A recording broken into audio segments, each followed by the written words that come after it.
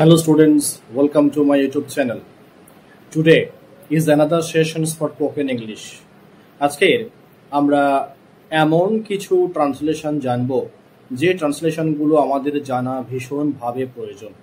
কারণ এমন কিছু কিছু বাক্যের সম্মুখীন আমরা হই যেগুলোর ইংলিশ ট্রান্সলেশন কিভাবে হবে আমরা বুঝে উঠতে পারি না। চলো আজকের আমি তোমাদের তেমনই একটি বাক্য নিয়ে আলোচনা করছি। দেখো আমরা অনেক সময় বলি যে দেখো বাবা মিথ্যা কথা বলার প্রয়োজন নেই, তোমার সেখানে যাওয়ার দরকার নেই, তোমার এখানে আসার দরকার নেই। এই যে দরকার নেই, এই দরকার নেই এই ধরনের বাক্যগুলো আমরা কিভাবে ইংলিশে ট্রান্সলেট করব বা স্পোকেন ইংলিশে বলবো। দেখো দরকার নেই বলতে যদি এরকমই কোনো বাক্য তোমরা সম্মুখীন হও, তোমরা কিন্তু সেন্টেন্সটাকে শুরু করবে ইট ইজ নো ইউজ। কি বললাম? It is no use.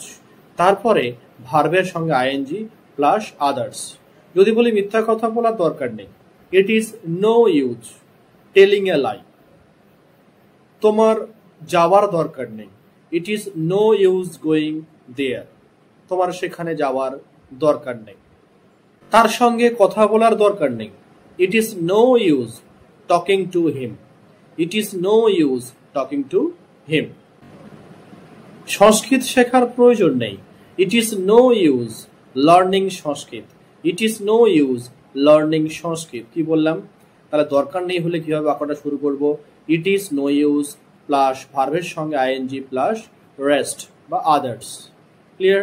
তাহলে তোমরা যদি এইভাবে এরকম ধরনের যদি বাক্য যদি কখনো সম্মুখীন হও, তোমরা এইভাবেই ইংলিশে কথা বলবে যে it is no use learning Sanskrit, it is no use telling a lie.